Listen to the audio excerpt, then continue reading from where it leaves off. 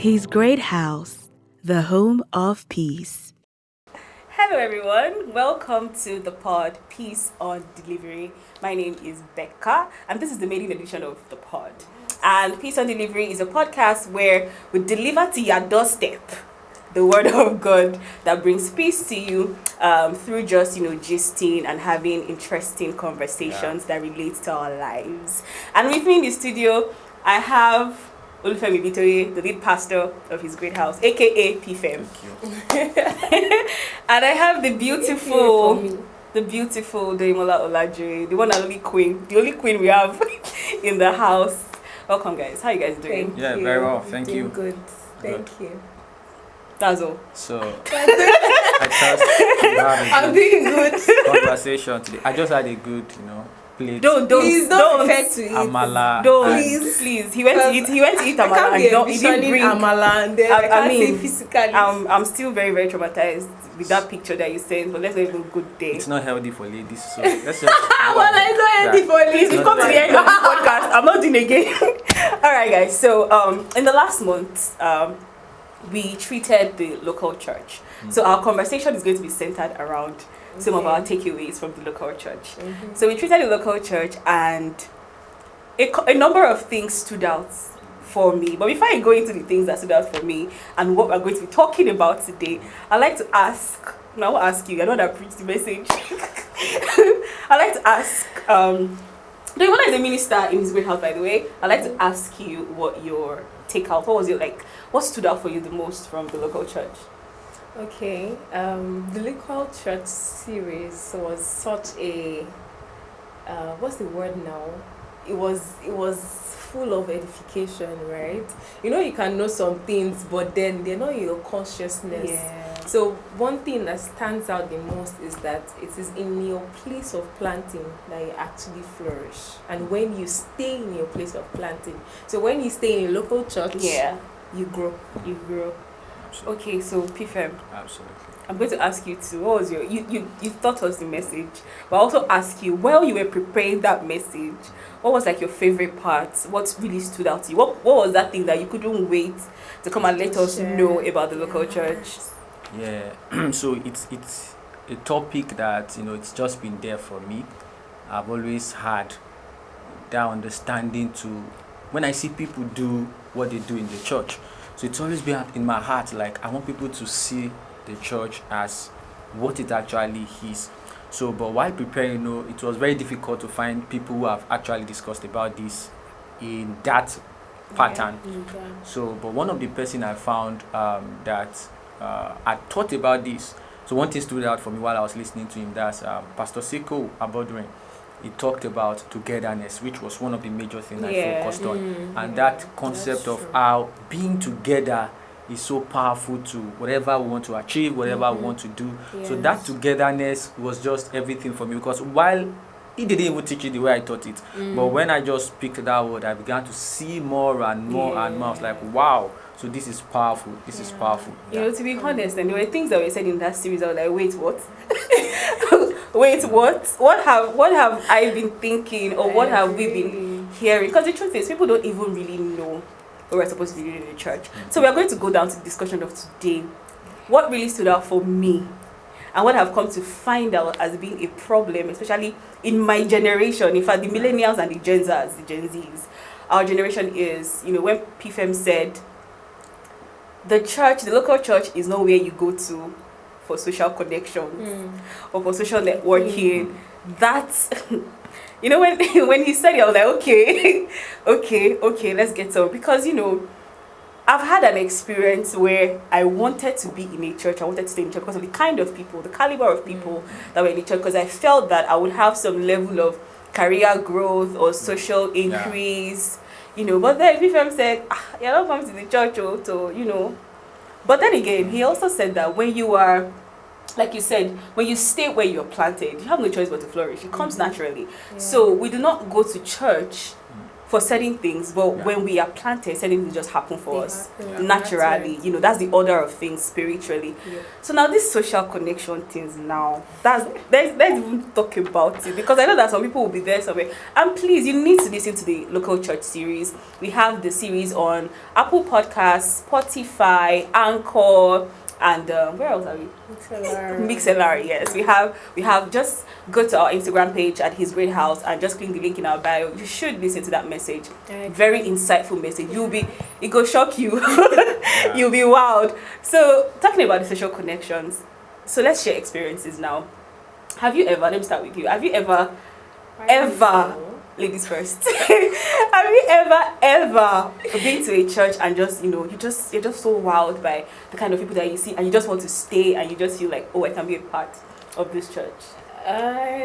So I can't remember of any time particularly because I'm not even conscious of it. But I can say for sure that for some reasons I've decided to be in a fellowship because I feel in the future, you know, this person can stand as, you know, very, very great. So just nurture these relationships. Do you understand what I'm saying? But not particularly saying, okay, which church has the best kind of persons when it comes to, you know, network and then stuff. But somehow you wanted to stay in the church for the people because of the people. Somehow, yes. Yeah, because of the people. Okay, what about you, Pipe? Well, I think I've not really been in that position. Maybe because I grew up I grew up as a church boy, and it's always just been church, all my mentality, very conservative one. So there was a time I was even going to a church that is one of the very large congregation here in Lagos. I left for a smaller church because I wasn't feeling fed. So and so at that point I was asking myself. In fact, during that time I wasn't having a job. I was struggling with a job, and somewhere inside of me I knew I could preach, I could do this. So I went to meet one of my mentors that I want to go and apply to be a pastor there because I saw that pastors in that church, they were doing well. Wow. They were treated well and all of that. I just felt, okay, since I'm not getting the normal secular job, maybe God is saying I should. So I was just like, let me just be a pastor, let me apply and be a pastor. So I think that's just the highest I've actually taught, and my mentor was able to help me through them, like, that's not how it works and all of that. And I found myself being in a church of maybe just about 7 congregation till I got back to GC and where we are today. So yeah, I think that's just it for me. Okay, interestingly, now that I think about it, I have, to be honest, I have a number of times wanted to stay in a church because of the type of people that were there. Because I've been on a very interesting journey in my life, and there were times where, I think the first church I went to, and I was like, okay, I could be a member of this church. I could really skyrocket my career, I could really become a part of the choir. I'll get noticed, I could sing. My music career may just kick off. I mean, I don't even know if I want a music career anymore, but my music career will just kick off. Like, I just felt like, when I became like friends or mixed with the right connection of people in this church, things would just work. But interestingly, I was in that church for a year, nothing. Not a single thing happened, and it wasn't like. And I went through all the processes of membership, all of this, but I didn't get to the point where I could even join the workforce. And not even one Sunday, I even summoned up the courage to walk up to somebody and even say, "Let me make friends," or "Let me talk to people." Do you understand? So I felt like if I was truly to make the kind of connections that I desired in that church, I feel like if that was the real reason why I should be planted or why I'm in that church, it could have happened. Yeah. But it didn't happen. Which is why, people, I've had this argument. In fact, I currently know someone, if she watch this podcast, she's probably going to kill me. I currently know someone who wants to leave a particular church because it's not serving her social connections, or he's not serving her career needs per se. Like, I mean, she loves the word, she loves the people, she loves the family, but when it comes to having a set of people that you can vibe with on a certain level, career-wise, socially, it's not there for her. So she's feeling some kind of withdrawal or some kind of pullback Interesting. from the church. So what do you say to that kind of person? And I'm really? guessing there are people who could be listening to us Yes, who that also, feel that way. who are in that shoe and you are feeling that way. I think the problem is it's from the root. Even some of us who preach, who talk, who do this, I have a cousin who is so passionate about digital marketing, and he's wired that way. Everything he sees comes from the point of digital marketing. So how you are wired tends to determine your perspective to things. Yeah. So I am somebody, I have a first and second degree in political science, and the way we are wired is to see things from concept. We want to explain concept, break it down. So that's how I'm wired, that's how I approach stuff. So when we have conversations around things like this, he wants to bring it from the perspective of the church should be able to take advantage of certain things, do this. So from his marketing perspective, to explain how the church is to be run.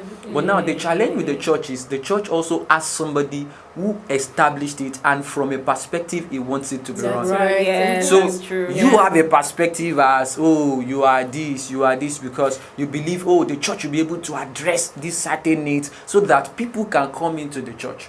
But there's a template, there's a format, and the church is governed by the doctrines of Christ. So you are now feeling, oh, I'm in a place that is not meeting my social need. So the first question we need to just address in that kind of case is, what exactly is the church supposed to do for you as a person? So it's just like I get an iPhone and someone else uses a Samsung, and with my iPhone I can do certain things, and the person who is using the Samsung is like, no, why can't I connect on iCloud? Yeah. So it means that the question is faulty in itself. If you hear that question, you would say, what do you mean? Exactly. You are using a Samsung phone. You Samsung, can't be on iCloud. So it's just the same thing with what people are thinking the church should actually serve. So now, is it that the church is wrong if the church meets some of our, career and all of the needs? And not wrong, but then why are we in the church? So that's where we start from. What is the purpose of the church? So if anyone in the church doesn't actually know the purpose of why the church is established, then they will start feeling this way. But the interesting thing is, now, when Peter was to come on the sea, he said Jesus was coming, and Jesus was like, if you bid me come, I'll come. Now Peter began to walk on the water. Yeah. Now until Peter doubted and he began to sink, he didn't need the skill of swimming. So it was only because there was now a doubt. That was when whether he could swim or not swim was not the question. Yeah. So the question is the question of, Jesus said, come, and he was coming. So your need for certain things is because you have missed out on the focus on the actual thing. So when he began to sink was when he was now needing, somebody will now say, if you have a swimming skill, you will survive. So you are looking for some other things because you have missed out on the actual thing. So if you have your eyes on the actual, you will just unconsciously not need those other things that you are looking for. So you just discover something just works somehow, and those career needs and all of that are met. But when we put that above the major thing why we are at the local church, then there's a problem with you as a person, and you disrupt what is supposed to do at local church. That's so true. Now while he was talking, like something just came to my head. We're still talking about going to church for people, for your social needs. And another hot topic or hot reason why many young people go to church is for man and woman. For partners, for spouse. You go to a church where there are so many fine boys, so many hot girls. Maybe you catch one fish and meet your missing ribs or the bone of your bones. Why are you missing in the first place? Missing ribs now. You meet the bone of your bones. So that's I want you to speak to that. I don't know, it just came to mind and I want you to speak to that really. Wow. Really? How do I even speak to that now? Okay.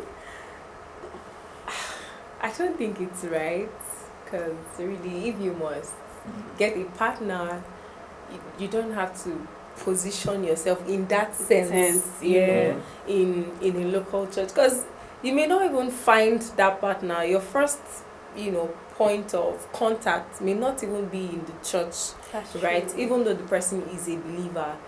So what really do you want me to say to that? I'm trying to understand. Okay, so it is. Well, you actually already kind of Answered, yeah. answered, Okay. said what I was hoping that you would say, or what I was looking to hear, because a lot of people feel like when you go to the church, like everybody you meet in the church, you meet Yeah. like everybody, and I people need to forget say that the church is something. like a hospital. Right? Everybody is It's coming a to care look for. center. It's coming to look for healing. Not everybody that you see in the church is all right. Some people are very disturbed upstairs. Let's even talk about it in the spiritual Yeah. sphere, you know. Everybody's growing. Everybody's Yeah. growing, yeah. Some persons just left the world 5 days ago. I'm In fact, telling 10 you. minutes ago. And you don't expect somebody who has Mhm. been so faithful in the Yeah. faith for like 5 years. You don't Mhm. expect that person to, you know, be on the same level with Level, somebody who just yeah. changed. And then if you meet that kind of person as a lady who is looking forward to, you know, get a husband in the Yeah. church. Of course, he's in the church, but he's only just transforming Yeah, he's into really- what he's God really wants him grounded, to like- be transformed Yeah. into. So I said so. I wanted to mention it, but then you mentioned already. That was, you know, it's actually thinking about it's actually so interesting. You know, I was listening to a message one day, and you know, she was talking about how people go into misguided relationships just because they meet the person in the Church. church. You know, while you have to be very discerning, you have to allow the Spirit of God to lead you. You don't necessarily have to meet your spouse in church. I'm not saying you have I to go and agree. meet your spouse in a madhouse or anything, but you don't necessarily have to know that you now say that I'm going to church, and then every Sunday morning you're thinking of the color of eyeshadow, No, the no. matching shoes, the clothes, so that you That'd be look very wrong good perception. and look like a speck for somebody who may not even, whose speck you may not even be, you know. So it's just you know, it's just an interesting concept. It's just an interesting concept that people. I really just hope that as we're going on, you guys are beginning to understand that the church is not where we come to for all of these things. Yes, It's not where we come to for all of these things. The church is, you know, a place where we gather as believers. So let's just go a little bit into why we actually come to the church. Okay, interesting. So, you know, when we are saying the church is not where we come to for this and that, so naturally people just feel, but these are the things I need. So one of the very key takeaways from that message is the fact that we don't come to the church because we want to meet needs. But when we come to the church, We actually needs are are met. met. Yes. So we don't come to the church because I'm looking for a wife, I'm looking for a husband. But then when I come to the church, all of these things are actually Yeah. sorted. But our gathering, so I built the context of my teaching, you know, from looking at, okay, before we even had the New Testament church, what looked like a church. And one of the beautiful representation that came to me was the fact that what was going on in heaven. And Jesus was creating and said, let's reason together, let's come together, let's make man. You know, there's that communion, Yes. the language of communion, togetherness. That was what comprised of what was happening. Then when we came to the New Testament church, Jesus began to do something that was profound, that showed us what should be done in the local church. So it began with, when he came back and he showed himself to the disciples, the first thing he did for days, 40 days, what he was doing was teaching them. Just teaching them, showing them a new culture. Yeah. Because what the church is supposed to do is, you know, the scripture says in Colossians, say we have now been translated from the kingdom of darkness into the kingdom of the marvelous light. But the problem about a kingdom is that a kingdom is known by its culture. So when you see somebody who wears a certain dress or who Outfit, dresses yeah. in a certain way, you just say, oh, this person should be from Yeah. here. So there's something about culture and kingdom. So, and you don't know a culture if you are not being taught. Yeah, So true. the kingdom of God that you are now translated into, you have to be taught how to It's stay culture, there. yeah. And that is the purpose of the church. So the church is there to help us, shape us into the kingdom culture. And how do we do it? Through word and prayers. So those are two major things that we saw. And when the disciples were busy, you know, they had like this same challenge we are having today. He said they were doing their service, and it got to a point some people started fighting, like, no food for us who are from Hausa, or no food for those who are Igbos, because it's the Yorubas that are serving, or because it's the Igbos that are serving, and all of that. So that happened in the book of Acts. And the disciples looked at it and they said to themselves, why should we leave the major purpose of why we are established to start attending to things as, sharing of food? So they had to appoint people to do it. That we must face the major thing why the church is established. So he said we must face the word and prayers. So, and one beautiful thing that now came from there is that the third thing that we do when we gather in the church is that we now also find service in the service of God. Yeah. So you see that guys like who now started doing miraculous things, who are men of faith, they were just put in charge of food. So what they did in that was finding service in the service of God. And they were able to also demonstrate power even in the place of finding service in the service of God. That's So true. as we fellowship together in the word and in prayer and find service in the service of God, you will discover every other thing you are trying to look out for, they will begin to be achieved in that. So if your church is not achieving these three things, then you are not in a local church. So you are just in maybe in fact, if your church every Sunday gives philanthropy stuff, give food, It's give just a all of these things, congregation. it's not a church until the church fulfills these three criteria. Yeah. Awesome. Interesting stuff. Powerful. See why I said you have to go back and listen to the message. Yeah. I think it's a 3-part message, and all of these things that have been summarized here, it's properly detailed in full. You should have listened to that message so much that I think I can preach it myself. Okay. So it's been an interesting time out. Yeah. I feel like there's still so much to talk about, and we're going to go into a different dimension. Mhm. We're going to talk about there's this thing about still around the local church, but there's this segregation, the youth church, the regular church. Like, what does that even mean? What does that even mean? But we're not going to go into that detail right now. We're going to leave it for the next episode. So if you want to hear what that means, the details, the intricacies, is youth church a thing? Is regular church a thing? Is it a myth or is it a facade? You have to definitely listen to us in the next episode. I'm so excited. Yeah. Cool. I'm so excited Me for this too. conversation. I really do hope. I trust you guys had fun. Now. Yeah. I did, Cool. I Cool. did. Cool. We are not done. We are still discussing. But we have to, because we're pressed for time, we have to wrap up episode 1 and see you guys in episode 2. Don't forget, it is still the pod. Peace on delivery. My name is Becca. This is Doi, and this is Pastor Femi. See you And next time. see you in episode 2. Bye.